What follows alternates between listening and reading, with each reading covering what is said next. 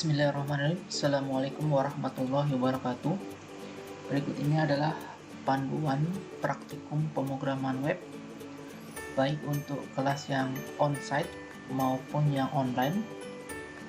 Oke, sebelum kita melakukan praktikum, silakan membuka modul praktikum yang telah didistribusikan baik melalui dosennya maupun melalui asisten, atau dapat diakses melalui media kalam seperti yang sudah ada di akun rekan-rekan mahasiswa sekalian.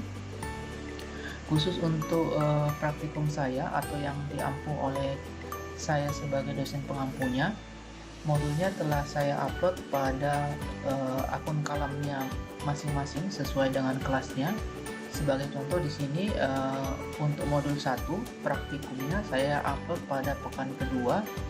Di sini silakan diklik nanti untuk di-download modulnya. Kemudian di sini pula nanti di-upload tugasnya atau hasil pengerjaan dari modul tersebut. Oke, kita buka saja modulnya. Oke, modul 1 membahas tentang elemen dasar HTML. Di sini tolong diperhatikan dengan seksama rekan-rekan mahasiswa bahwa di modul 1 ini ada kompetensi yang wajib Anda pahami setelah menyelesaikan modul 1 pada praktikum pemrograman web ini. Yaitu diharapkan setelah melakukan praktikum, mahasiswa diharapkan mampu memahami dasar HTML, dasar-dasar penggunaan dasar-dasar penggunaan tag, atribut, value, dan elemen, serta memahami lingkungan kerja dari pemrograman web. Kemudian selain itu, di modul 1 ini terdapat tujuan instruksional khususnya, di mana di sini terdapat dua, yaitu mahasiswa memahami struktur dasar HTML. Kemudian yang berikutnya adalah mahasiswa dapat mengimplementasikan tag, atribut, value, dan elemen pada web menggunakan HTML. Oke, jadi tolong dipahami dengan seksama. Setelah mempelajari modul 1, rekan-rekan mahasiswa diwajibkan memahami kompetensi yang diharapkan dari modul 1 ini. Oke, sebelum melakukan praktikum modul 1, di sini ada tugas pendahuluan yang wajib rekan-rekan mahasiswa jawab atau sebutkan sesuai dengan pertanyaannya. Di sini kurang lebih ada 6. Dari 6 pertanyaan ini, silakan rekan-rekan mahasiswa nanti mungkin beda dosen atau beda asisten, itu bisa saja beda prosedur, namun secara umum diharapkan sebelum memasuki praktikum modul 1, rekan-rekan mahasiswa dapat menjelaskan kurang lebih beberapa pertanyaan yang wajib Anda ketahui jawabannya sebelum melakukan praktikum pada modul 1.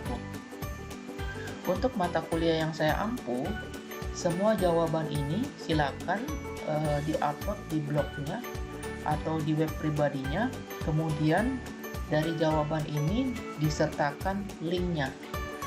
Artinya seluruh jawaban ini rekan-rekan mahasiswa jawab pertanyaannya, kemudian di-upload pertanyaan dan soalnya itu di dalam blog atau web pribadinya masing-masing. Kemudian linknya disertakan di sini, ya kan? Jadi link dari URL atau alamat dari blog atau web pribadinya yang menjelaskan tentang isi penjelasan atau tugas pendahuluan ini, silakan diupload di sini linknya atau dituliskan. Kemudian sebagai catatan, tugas pendahuluan ini sebaiknya atau wajib dikerjakan secara mandiri. Karena ketika saya mendapati atau menilai ada ketersamaan baik dari struktur atau penjelasan yang benar-benar identik, maka saya tidak akan melakukan penilaian terhadap tugas pendahuluannya. Jadi diwajibkan rekan-rekan mahasiswa dapat menjawab atau menyelesaikan tugas pendahuluannya itu secara mandiri. Jadi ketika dikerjakan secara mandiri, insya Allah kemiripan dari tugasnya itu akan lebih minim, kurang lebih seperti itu. Oke, sebelum melakukan praktikum, di sini ada beberapa teori dasar yang teman-teman atau rekan mahasiswa bisa baca dengan seksama. Di sini ada penjelasan tentang HTML, kemudian ada penjelasan tentang struktur.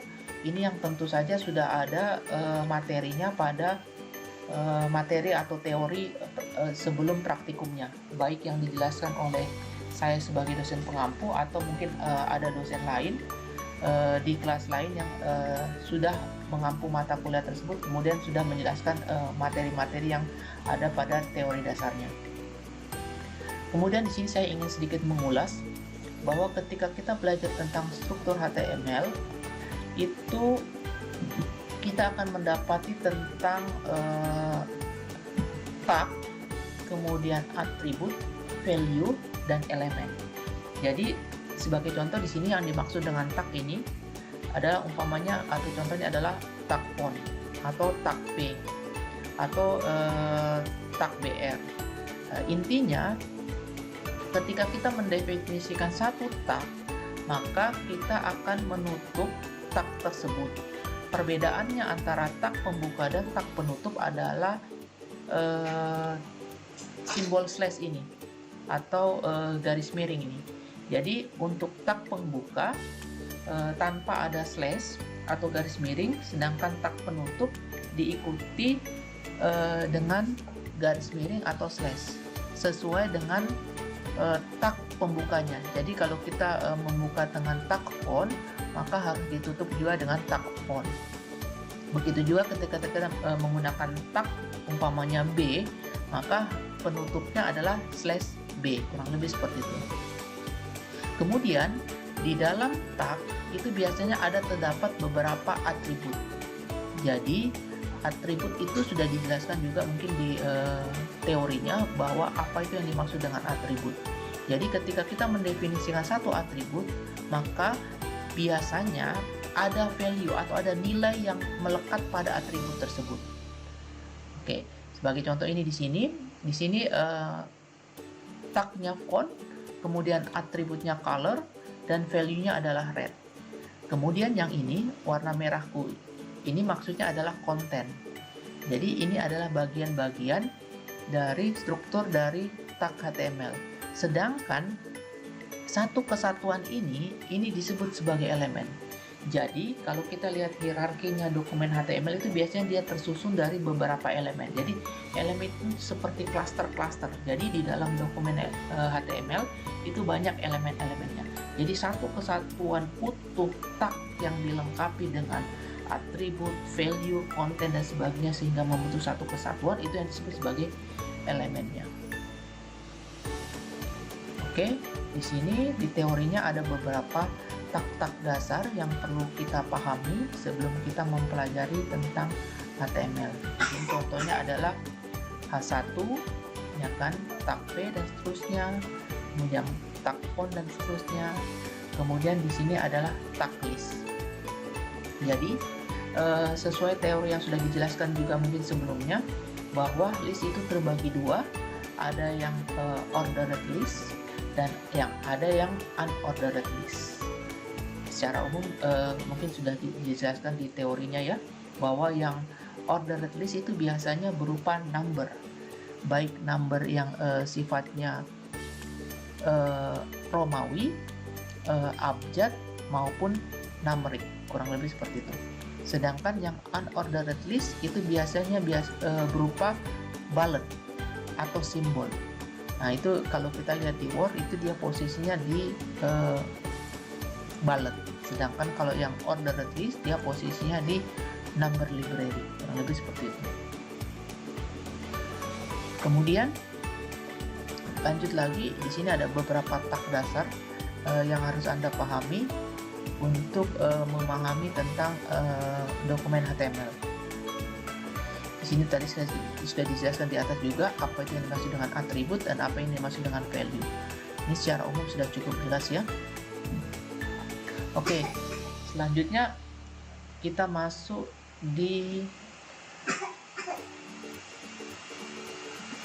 tag yang lain, yaitu di sini contohnya adalah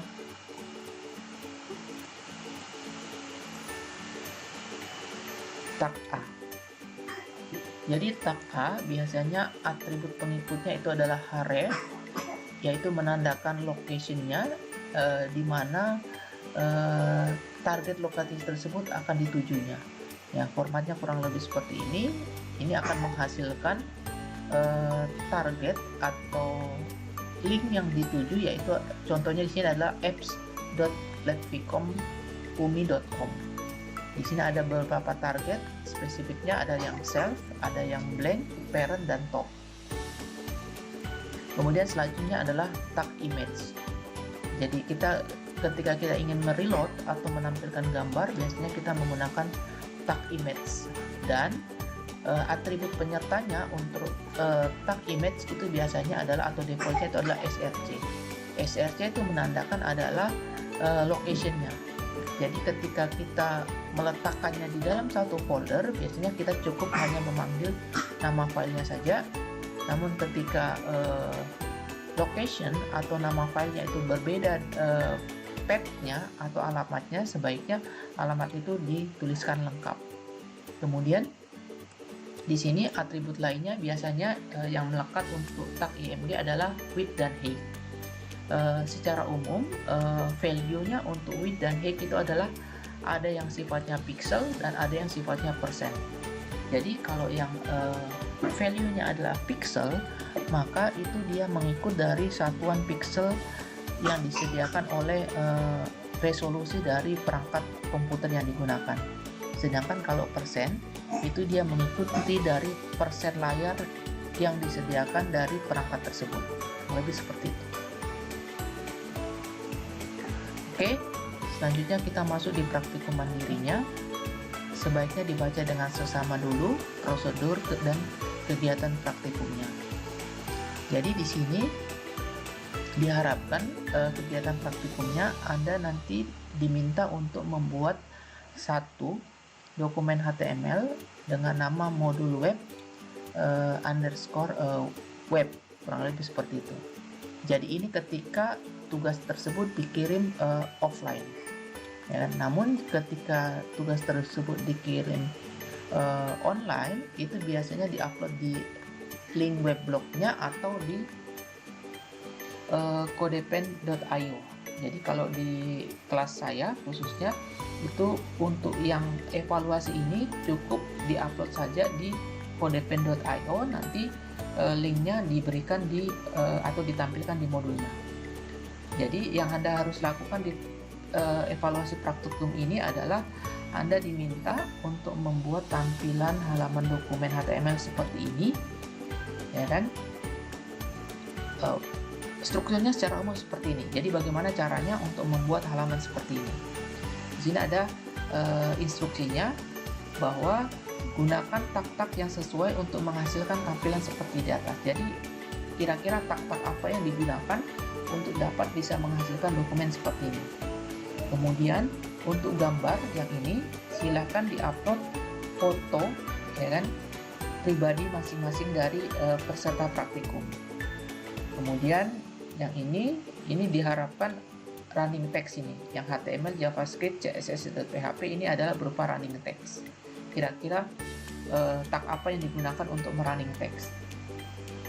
Kemudian setelah itu selesai, silakan dikerjakan di codepen.io, linknya dimasukkan di sini. Kemudian modul ini, ya kan, disimpan kembali atau di save as menjadi pemrograman web 1, stambuk Anda, kemudian nama Anda docx. Kemudian modul ini diupload kembali di Colab untuk khusus di praktikum yang saya ambil. Jadi silakan nanti diupload di sini hasil praktikumnya. Kemudian silakan Anda membuat kesimpulan praktikum apa yang Anda rasakan atau pahami terhadap praktikum yang sudah Anda lalui, khususnya tentang tujuan atau kompetensi yang diharapkan dari modul 1 ini. Ya kan, silakan buat kesimpulannya, diuraikan di halaman paling akhirnya di sini. Ya kan, diharapkan kesimpulan tiap praktikum itu mencerminkan kompetensi atau pemahaman dari masing-masing praktikan ketika atau setelah selesai menyelesaikan praktikum ini. Silakan di rename kemudian diupload di media kalamnya. Saya kira cukup ya untuk pengantar modul 1 pemrograman web. Nanti di sini ada evaluasi yang akan dinilai oleh saya sebagai dosen dan asisten pendampingnya nanti. Silakan ini nanti dilengkapi stambuk, nama, kemudian email atau nomor WA-nya. Saya kira cukup penjelasan singkat untuk modul 1 praktikum pemrograman web. Terima kasih. Assalamualaikum warahmatullahi wabarakatuh.